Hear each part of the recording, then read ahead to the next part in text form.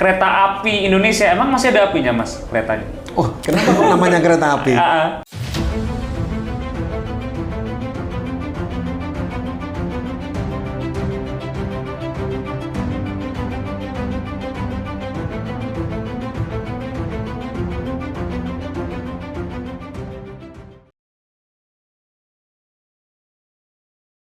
Kita parkir lagi di istana, balik lagi di podcast Jurnalis and Content Creator. Kali ini saya kedatangan tamu, Manajer Humas Daop 1 Kereta Api Indonesia, Ikswan Hendry Wintoko. Ya, selamat sore. Sore Mas, makasih loh Mas udah mampir ke sini. Oh, iya, jadi alhamdulillah kita bisa bertemu dan ada acara kayak gini ya. Saya sangat kaget ini. Oh, ternyata di kawasan Stasiun Gambir ada tempat podcast punya JJZ Network sama ini ya, JJP, Jakarta Pusat. Betul. Dan kita kalau bahas soal kereta tuh nggak ada habisnya Mas Ikswan ya? Betul. Karena di kereta api itu awalan yang namanya lokomotif atau semboyan 20 kalau di kereta api ya. Terus kemudian ada akhiran, tanda skep berwarna merah. Kalau malam beda lagi, ada cahaya di sana. Oh, gitu. Jadi kereta api itu berjalan, ada kepala, ada akhiran. Kalau gimana kalau itu berjalan tidak ada semboyan kepala, tidak ada semboyan akhiran, itu bisa dikatakan rangsiran. Nyusun rangkaian yang mau digunakan sebagai kereta api anggrek atau kereta api lainnya, lokomotifnya disusun, logo cc nomor berapa, kemudian rangkaiannya jumlahnya berapa, kereta makannya, kemudian kereta pembangkitnya, dan pergerakan penyusunan itu dinamakan langsiran. Udah berapa lama Mas di KAI kerja di sini? Saya masuk kereta api, ingat saya bulan Juni, tanggal 1 Juni 1996. Waktu itu rekrutnya SMA. Saya pilih adalah unit operasi, kaitannya dengan petugas pengatur perjalanan kereta api yang pakai pet merah itu. Penempatan pertama kali di stasiun duduk. Stasiun duduk ini tepatnya adalah di Kabupaten Gresik. Ya, selama kurang lebih 1,5 tahun, apa saja yang saya lakukan di sana, yaitu kaitannya dengan masih pegawai baru ya, pekerja baru, masih capak. Capak itu calon pegawai. Bersihin jalur, bubut-bubut rumput, terus kemudian bantu-bantu petugas penjaga perlintasan. Saya termasuk pas pada waktu ada teman yang nggak bisa hadir waktu itu, kami dilakukan mewakili petugas penjaga pintu perlintasan. Ya memang jadi seorang petugas penjaga pintu perlintasan kaitannya dengan keselamatan harus selalu waspada, siap siaga. Aturannya yang perlu dipahami adalah jadwal jam perjalanan kereta api lewat di situ. Ada tanda yang namanya genta. Genta ini semacam bunyi atau semboyan yang menunjukkan bahwa kereta api itu berjalan dari arah hilir ke udik atau dari udik ke hilir. Jadi petugas seorang operasional harus memahami reglemen kalau bahasanya dulu. Sekarang namanya peraturan dinas. Ada kaitannya dengan operasional, ada kaitannya dengan sinyal telekomunikasi dan lainnya. Kemudian ada kaitannya dengan ketinggian jalan atau jalur. Kalau dulu namanya spur. Orang-orang bilang kalau ngomong sepur itu numpak sepur apa gitu, naik sepur apa, padahal sepur itu jalur. Bahasa Belanda juga ya? Bahasa Belanda. Kalau mengenal stasiun itu, kalau di wilayah Surabaya atau Daop 8 itu ada stasiun kelas 3, ada stasiun kelas 2, ada stasiun kelas 1, ada stasiun kelas besar A, stasiun kelas besar B, stasiun kelas besar C. Bedanya apa sih Mas? Bedanya itu tentang pengelolaan. Kalau misalkan stasiun kelas 3 rata-rata jarang diberhentiin KA, bisa untuk naik turun penumpang juga, KA lokal tapi kemudian jumlah pegawainya tidak terlalu banyak.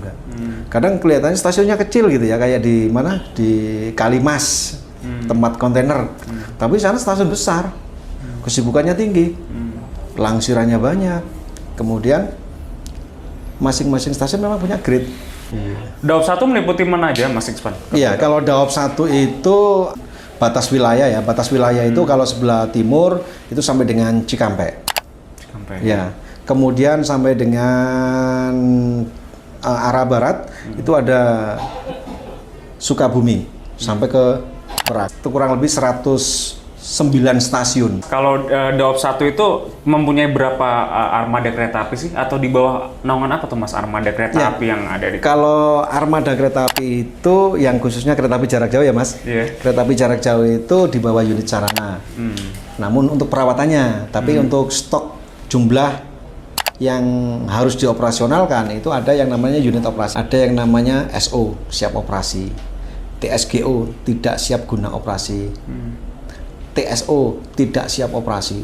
Di situ kalau secara total memang ada datanya, namun kalau untuk kereta apinya sementara ini kalau misalkan di hari-hari tertentu atau di momen-momen liburan panjang atau hari raya atau Nataru itu kurang lebih kalau perjalanan keberangkatan dari Gambir sebanyak kurang lebih sekitar 32 dari sampai 33 dari Gambir, bahkan sampai 41.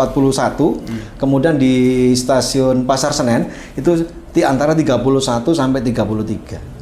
Jadi total sekitar 70-an lebih. Ribet nggak sih Mas mengurus manajerial suatu kereta gitu? Secara struktur organisasi, ortalanya, organisasi dan tata laksananya itu semenjak kepemimpinan Pak Jonan, Pak Edi Sukmoro, dan sekarang Pak Didi Artantio terus mengalami perkembangan disesuaikan dengan transformasi digital. Jadi masing-masing kepemimpinan punya peran masing-masing. Semua pekerja itu pada waktu kita kumpul gitu, usahakan selalu safety talk, berbicara tentang keselamatan, agar keselamatan ini bisa menjadi budaya, menjadi urat nadi nafas kami dalam melaksanakan pekerjaan. Contoh ini, rantai itu ngelewer atau lepas. Rantai kereta sambungan itu lepas, seret gitu ya. Itu kalau dibiarkan bisa menggayu pemindahan lidah wesel tadi itu bisa ketarik. Kan kereta api itu belok kiri belok kanan, alat pemindahnya kan namanya wesel, pemindah arahnya itu. Nah, kalau lidah wesel ini ketarik bisa rusak. Nah, maka peran petugas yang ada di lapangan di samping patuh prosedur kerja, briefing sebelum kerja, selalu menggunakan alat pendiri peduli. Karena kita sistemnya belum otomatis total. Masih ada yang harus secara manual, perlakuannya secara manual. Makanya masih melekat yang namanya waskat, pengawasan melekat. Jadi petugas yang pakai pet merah atau petugas lainnya yang kaitannya dengan pekerjaannya pergerakan langsiran atau pergerakan kereta api, dia harus peduli. Dulu memang kita akui, dulu memang kepeduliannya tidak seperti sekarang ini. Di level petugas itu Mas? Iya.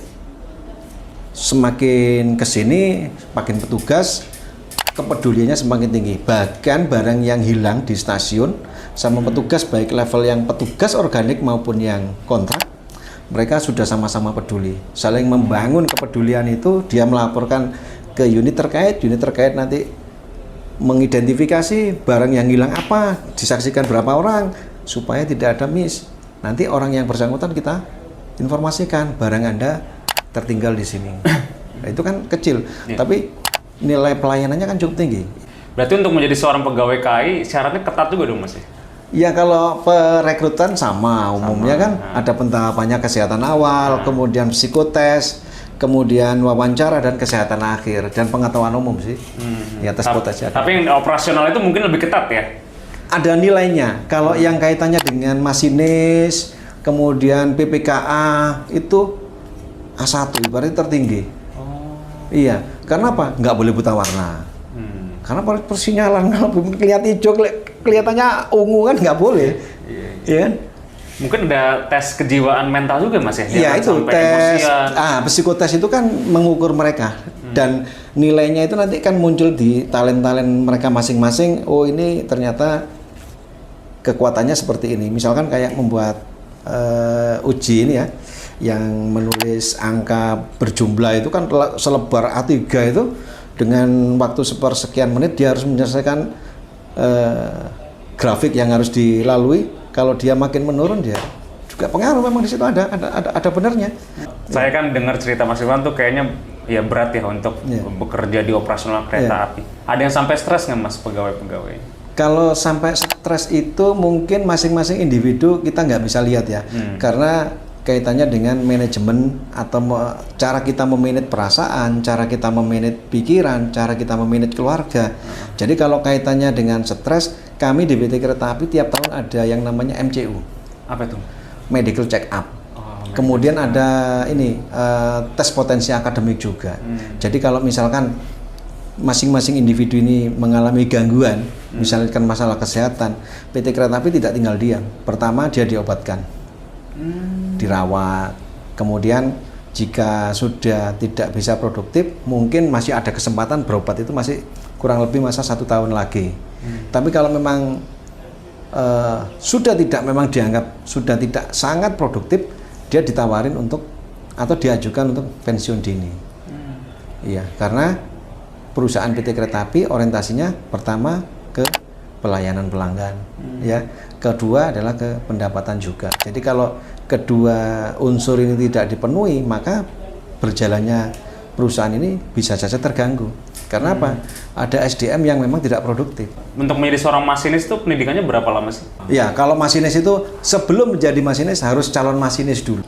Beda dengan pilot ya, Mas. Kalau pilot itu kan profesi yang dia harus sekolah sendiri, kemudian dia harus punya jam terbang sendiri. Kalau di masinis, pertama saat rekrut waktu itu zaman saya STM, karena waktu itu masinis bisa harus memperbaiki jika terjadi gangguan logo. Berkembang, masinis nggak harus dari STM, bisa juga dari SMA, karena hanya sekarang itu sebagai operator. Iya, kan operator kayak kita mengendalikan sepeda motor. Kita mengendalikan komputer, itu kan operator, kan nggak harus orang teknik. Nah, jadi masinis dia ada diklat di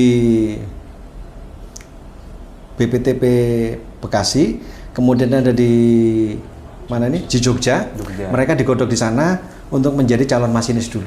Kemudian dia harus melopen. Melopen ini semacam kayak magang, ya, magang mengenal lintas, mengenal jalur ya. Jalur, mulai dari jumlah perlintasan, kilometer, kan itu ada titik-titik kilometer itu. Kemudian stasiun yang sistem blok, stasiun manual, dia harus hafal. Kemudian saat ini masinis itu dibatasi selama perjalanan mungkin hanya bisa diizinkan 4 jam selama perjalanan untuk mengendalikan 1 KA. Sedangkan untuk kereta api dari mana? Dari Jakarta sampai dengan Surabaya ada yang 9,5 jam, dibagi 4 jam, kemungkinan 2. Kita berganti di Pekalongan ke sana nanti orang Surabaya. Untuk mengukur tenaga juga kali, Mas? Iya, kan tadinya kan tidak dipikirkan sejauh itu, bisa sampai 6 jam. Tapi karena telah dievaluasi dan kolaborasi dengan pihak Dinas Tenaga Kerja, ukuran seseorang bisa mampu berjalan di atas itu dengan tingkat kebisingan dan kejenuhan, mereka harus terukur, kalau tidak ngantuk, ngelanggar sinyal gitu. Mas, ilmu apa sih yang harus dimiliki seorang masinis yang tidak dimiliki oleh pengemudi-pengemudi kendaraan lain gitu? Ya, bedanya masinis dengan driver mobil gitu ya? Iya, driver mobil. Kalau driver mobil itu dia cukup mengetahui saat diuji ada rambu, ya. Kalau di masinis itu namanya semboyan. Di kereta api untuk masinis itu banyak semboyan-semboyan atau sinyal-sinyal yang harus dipahami. Batas kecepatan, warna rambu, kemudian semboyan whistle, terus kemudian batas kecepatan, semacam kayak taspat. Kemudian dia itu lereng penentunya berapa per mil. Maksudnya berapa per mil gini, kalau wilayah Purwokerto itu ada ketinggian. Nanjak ya? Nanjak. Jadi di situ dia harus tahu semboyan di sebelah kiri itu namanya marka, dia ada berapa sekian per mil. Itu masinis harus paham di situ. Oh, berarti ini tanjakan. Karena di lokomotif itu ada yang namanya pemasir. Pemasir itu pada waktu dorsal istilahnya, selip. Roda bergerak tapi tidak, roda berputar tapi tidak jalan. Oh, bisa ya? Bisa. Makanya ada yang namanya pemasir. Di depan kabin lokomotif itu ada lubang, diisi pasir kayak silika gitu. Dia itu untuk memberi semprotan pada roda sehingga yang besi yang dilewati itu jadi kasar. Jadi akan bergerak jalan. Nah, keberadaan pemasir tadi harus terkontrol karena kalau lokomotif sering berjalan di tanjakan, apalagi terlebih pada saat musim hujan. Itu selip itu mesti sering terjadi. Berarti masinis tidak boleh asal pengen ngebut kenceng Nggak gitu? bisa. Nggak bisa ya, Mas? Nggak bisa. Jadi masinis itu punya yang namanya laporan harian masinis, semacam kayak tabel ya. Tabel di mana dia harus paham. Misalkan nih ya, saya sebagai seorang masinis, sebelum saya berangkat jadi masinis, saya di asesmen, di coaching, sama mentor yang ada di sana. Tanya, ini semboyan berapa? Ini melanggar sinyal. Jadi ada yang namanya sekarang itu istilahnya tunjuk sebut. Kan ada masinis, ada asisten masinis. Asisten masinis ini membantu masinis tatkala ada yang perlu disampaikan dan yang harus disampaikan. Misal pada saat masinis mulai mengalami kejenuhan, kadang-kadang ini langsung, misalkan dia nunjuk sebut semboyan 1, semboyan 5, semboyan 7, Weser terlayan belok, itu nunjuk Mas. Dulu nggak pernah, sekarang itu nunjuk, wajib.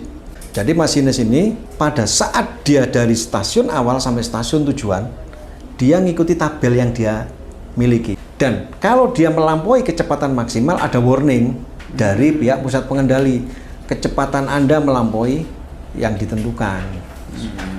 Ketemu Mas kalau dia kecepatannya melebihi. Kereta itu tidak bisa berhenti mendadak ya, Mas? Nggak bisa. Ya ini kalau boleh saya sampaikan, kenapa di tiap-tiap perlintasan itu ada petugas yang perlu mendapatkan sertifikasi karena harus cakap juga kaitannya dengan menangani bagaimana petugas pintu perlintasan itu harus bekerja dalam kondisi normal dan tidak normal. Kondisi normal, kapan dia harus menutup, kapan dia harus membuka. Dalam kondisi biasa, dia harus memantau jalur yang dilewati rel itu, jalur yang dilewati berseberangan dengan jalan raya itu, ada namanya doang rel, ada celah di situ. Dia harus memperhatikan kalau di situ ada batu yang potensi bahaya lidah roda itu lepas, harus dibersihkan sama dia. Batu sekecil? Iya, sekecil apapun kalau sifatnya keras itu kan potensi bahaya. Salah satu PR-nya itu perlintasan sebidang ya Mas? Iya, perlintasan sebidang. Jadi perlintasan sebidang itu kalau boleh saya sampaikan, tanggung jawab siapa? Sebenarnya tanggung jawab pemerintahan. Di sini diberlakukannya Undang-Undang 23 tahun 2007 tentang perkeretaapian bahwa sejak undang-undang itu ditetapkan, maka perlintasan sebidang jalur kereta api harusnya sudah dibuat tidak sebidang, bisa flyover, bisa underpass. Cuman kan biayanya tinggi. Dibuatlah perlintasan sepanjang tidak mengganggu keselamatan kereta api. Siapa yang membuat perlintasan? Ya pemerintah sesuai dengan kelas jalannya, didukung sama PM 94 tahun 2018. Jadi tanggung jawab pintu perlintasan itu sesuai dengan kelas jalan. Kalau jalan itu jalan nasional, kementerian atau pemerintahan pusat. Kalau jalan itu jalan provinsi, gubernur. Kalau jalan itu jalan kabupaten kota yang bertanggung jawab. Ya, terus di situ jika potensi bahaya dalam kaitannya dengan keselamatan perjalanan kereta api dan pengguna jalan, perlintasan itu dari pihak kabupaten, provinsi atau pemerintah punya tanggung jawab untuk mengevaluasi minimal 1 kali dalam 1 tahun. Untuk ditingkatkan keselamatannya. Bagaimana cara meningkatkan keselamatannya sudah diatur dalam PM 94, bisa ditutup, bisa dibuat underpass, ditutup di sini itu misalkan ini ada pasal yang mengatakan jika jarak antar perlintasan satu dengan yang satunya kurang dari 800 meter harus dijadikan satu, dicari yang teramai. Daop 1 ada berapa perlintasan sebidang, Mas? Sekitar 267 itu yang yang legal, resmi, ya. Kemudian yang tidak resmi itu 267 itu sebidang, yang resmi 236 perlintasan sebidang, yang tidak resmi 236, yang resmi 267 dan yang tidak resmi 230. Cukup banyak. Cuman kita tiap tahun itu memprogramkan bahwa di perlintasan liar yang kurang 2 meter itu kami tutup. Oh, artinya banyak perlintasan sebidang yang justru tidak terdata. Tidak terdata. Ya karena banyaknya pemukiman, kurang sadarnya para penghuni pemukiman, sehingga mereka membuat potong kompas, shortcut. Jadi pengennya cepat, tapi di situ ada potensi bahaya terjadinya orang menempel kereta api. Kalau mau berhenti dengan kecepatan katakan 100 sampai 120 dengan rangkaian seberat itu, dia butuh jarak yang namanya dari titik berhenti itu butuh jarak 500 sampai 750 meter. Nggak bisa ujuk-ujuk, ada mobil berhenti. Nggak bisa. Wah, kalau berhenti bahaya, Mas. Iya, morat-marit. Itu karena sering banget di perlintasan itu macet di tengah stuck itu, Mas. Yeah. Terutama di daerah Raja Wali Kemayoran. Yeah. Pasar apa daerah. Saking penuhnya ya? Iya. Iya, jadi gini, frekuensi mobil yang berjalan di situ kan cukup banyak juga. Sedangkan frekuensi kereta api dengan banyaknya kereta api KRL kan juga tinggi juga. Jadi ya harusnya memang perlintasan itu dibuat tidak sebidang. Apa yang harus dilakukan oleh pemerintah dan masyarakat dan KAI lah untuk membenahi masalah ini agar tidak ada lagi tuh mobil tertabrak kereta, orang lagi jalan tertabrak kereta. Apa Mas kira-kira yang harus dilakukan? Ya kalau menurut asumsi saya pendekatannya adalah satu adalah penegakan peraturan oleh pihak berwajib. Pelanggaran-pelanggaran itu udah nggak ada toleransi, ya kan. Kedua, evaluasi perlintasan mana yang memang sering terjadi adanya kejadian atau memang perlintasan yang tidak terjaga itu memang sering terjadi potensi kejadian, itu ditutup. Siapa yang melakukan pembukaan, penutupan? Ya pemerintah. Yang memberi izin kan pemerintah. Jalan itu ya? Iya. Nah, kemudian yang ketiga, masing-masing kota kabupaten, gubernur itu juga punya tanggung jawab terhadap keselamatan pintu perlintasan. Makanya yang terjadi di kota-kota lainnya di selain wilayah Daop 1 Jakarta ada Madiun. Itu mereka pada sadar diri, Dinas Perhubungan yang menjadi kewenangan wilayahnya dia buat yang namanya pintu perlintasan, petugas perlintasan yang dibawa anggaran oleh pemerintahan daerah. Jadi ini tanggung jawab pemerintahan sesuai dengan kelas jalannya. Orang yang nggak tahu seolah-olah PT Kereta Api semua. Sekarang kita masuk lagi ke bagian yang memang ini sangat bersentuhan nih dengan pelanggan. Tiket, Mas, masalah tiket. Infonya sekarang refund cuma seminggu ya? Iya, jadi yang awalnya 30 sampai 45 hari bagi para penumpang yang reschedule atau pembatalan itu kan pencairannya itu kan bisa transfer, bisa manual ya. Waktu itu ya kan. Itu kurun waktunya 30 sampai 45 hari. Nah, kemarin dikabarkan oleh KAI Pusat bahwa untuk meningkatkan pelayanan biar orang-orang tadi itu uang yang sudah dibayarkan kepada PT Kereta Api segera untuk diterima, maka ada perubahan pelayanan. Ada cuma 7 hari uang tersebut bisa dikembalikan. Ya tetap ya dipotong 25% dari nilai tiket yang tanpa biaya pesan. Dan di situ ada sekitar 8 stasiun yang yang melayani untuk pembatalan. Di mana aja itu? Stasiun Gambir, Pasar Senen, Jakarta Kota, kemudian Bekasi, Bogor, Paledang, kemudian Sukabumi, terus ada stasiun Cikampek dan Cikarang. Tapi ingat, yang membatalkan yang bersangkutan, nggak boleh orang lain. Kalau orang lain harus pakai surat kuasa. Oh, nggak boleh. Kaitannya dengan uang, ya kan? Syaratnya apa, Mas? Apa yang mesti dibawa? KTP. KTP. Iya, kemudian pokoknya identitas ya. Terus nanti itu bukti bukti tiket itu ditunjukkan. Mau di reschedule atau dibatalkan. Kereta api Indonesia emang masih ada apinya, Mas, keretanya? Oh, ini namanya brandingnya kan kereta api ya. Padahal kan mesinnya diesel kan? Ada yang listrik juga. Iya. Kenapa kok namanya kereta api? Ya itu tadi saya sampaikan dari awal. Yang namanya kereta api itu tadi mempunyai kepala dan mempunyai akhiran. Iya. Kalau misalkan itu ada kepala tapi tidak punya akhiran, bisa jadi itu langsiran. Iya kan? Istilah aja. Pesan-pesannya Mas buat penumpang dan program ke depan.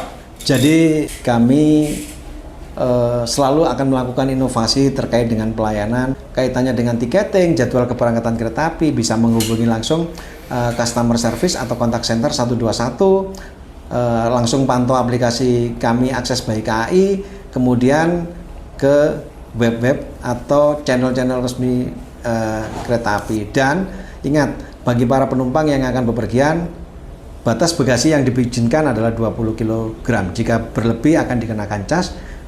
Selanjutnya, aturan yang harus ditaati di stasiun maupun di atas kereta api yaitu ada larangan merokok. Ada tempat-tempat khusus merokok di stasiun, tapi kalau di atas kereta api karena tidak ada tempat untuk merokok, maka jangan sekali-kali melanggar karena akan diturunkan. Seperti yang sudah-sudah telah diturunkan. Kemudian tidak berbuat asusila. Jika Anda berbuat asusila, maka dilakukan blacklist. Anda tidak bisa menggunakan transportasi kereta api dalam waktu tertentu. Oke Mas Mat, Oke. nanti kita lanjut ngobrol lagi. Siap. Iya, Oke. semoga sukses terus. Ya, itu dia pemirsa obrolan saya dengan manajer Humas KAI Daob 1 Ikhwan Hendry Wintoko. Jangan lupa pemirsa untuk diberikan like di video ini, di komen mungkin ada yang pesan ke Mas Ikhwan, Mas mungkin nanya soal pelayanan KAI, boleh di komen di video ini, nanti mungkin Mas Ikhwan bisa bantu bales. Siap. Dan di subscribe terus channel JCC Network supaya bisa memberikan informasi yang bermanfaat buat masyarakat semua. Kita sampai jumpa di video selanjutnya. Terima kasih Mas Ikhwan.